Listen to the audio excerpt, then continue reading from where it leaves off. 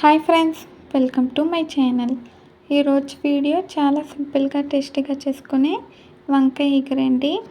Brinjal curry అయితే చేస్తున్నాను. ఇది లంచ్ బాక్స్ రెసిపీగా కూడా చేసుకోవచ్చండి, చాలా బాగుంటుంది. కర్రీకి కావాల్సినవన్నీ కూడా తయారు చేసి పెట్టుకున్నానండి. వంకాయలను కూడా కట్ చేసి ఉప్పు నీటిలో వేసి బాగా వాష్ చేయాలి. నేనైతే ఇక్కడ వంకాయలను కూడా వాష్ చేసానండి. ఇప్పుడైతే మనం తయారీ విధానం చూద్దాము. ముందుగా ప్యాన్ పెట్టి ఆయిల్ వేసాను.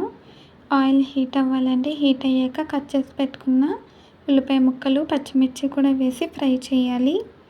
మధ్య మధ్యలో కలుపుకుంటూ వేయించాలండి. మీరు కనుక ఫస్ట్ టైం మా ఛానల్ చూస్తున్నట్టయితే ప్లీజ్ లైక్, షేర్, సబ్స్క్రైబ్ చేయండి. ఉల్లిపాయలు గోల్డ్ కలర్ వచ్చేంత వరకు ఫ్రై చేసుకుంటే సరిపోతుందండి. మీకైతే నేను ఫ్రై అయిపోయాక చూపిస్తాను. చూడండి ఫ్రెండ్స్, ఇప్పుడైతే మనకి ఉల్లిపాయలు ఫ్రై అయిపోయినాయి. ఇలా ఫ్రై అయితే సరిపోతుందండి. మళ్ళీ వంకాయలతో కూడా బాగా మగ్గుతుంది కదా. ఇప్పుడైతే మనకు ఉల్లిపాయలు ఫ్రై అయిపోయినాయి. ఇప్పుడు ఇందులోకి కట్ చేసి పెట్టుకున్న వంకాయ ముక్కలు కూడా వేసేసి మగ్గించాలండి. మీడియం ఫ్లేమ్లో పెట్టి మధ్య మధ్యలో కలుపుకుంటూ ఫ్రై చేయాలి. వంకాయలు మనకి కలర్ చేంజ్ అవ్వాలండి. అప్పటి వరకు కూడా మనం మగ్గించాలి. ఈ వంకాయ ఎగురు రైస్లోకి అలాగే రోటీలోకి కూడా చాలా బాగుంటుందండి. మీకైతే నేను వంకాయలు ఫ్రై అయిపోయాక చూపిస్తాను. చూడండి ఫ్రెండ్స్, ఇప్పుడైతే మనకి వంకాయలు ఫ్రై అయిపోయినాయండి. ఇలా కలర్ చేంజ్ అవ్వాలి. ఇలా కలర్ వస్తే మనకి ఇవి బాగా మగ్గిపోయినట్టండి. ఇప్పుడు ఒకసారి కలిపాను. తర్వాత ఇందులోకి రుచికి సరిపడా ఉప్పు, కొద్దిగా పసుపు, అలాగే తగినంత కారం వేసుకోవాలండి.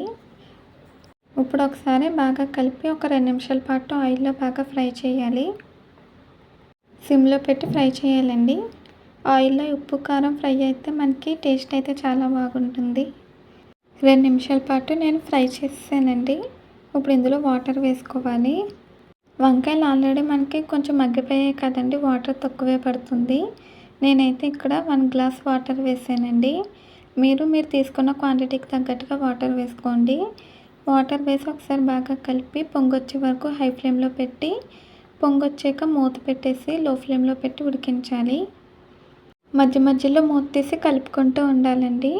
మీకైతే నేను కర్రీ ఉడికిపోయాక చూపిస్తాను. చూడండి ఫ్రెండ్స్, ఇప్పుడైతే మూత తీసానంటే మనకు ఆల్మోస్ట్ రెడీ అయిపోయింది. ఇప్పుడు 1 నిమిషం పాటు హై ఫ్లేమ్లో పెట్టి ఆయిల్ సపరేట్ అయ్యేంత వరకు ఫ్రై చేయాలి.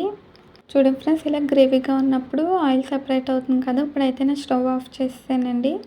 అంతేనండి, చాలా ఈజీగా టేస్టీగా మనకి వంకాయ ఎగురు అయితే రెడీ అయిపోయింది. ఈ వంకాయ కర్రీ రైస్, రోటీలోకి చాలా బాగుంటుంది. ఒకసారి ట్రై చేయండి.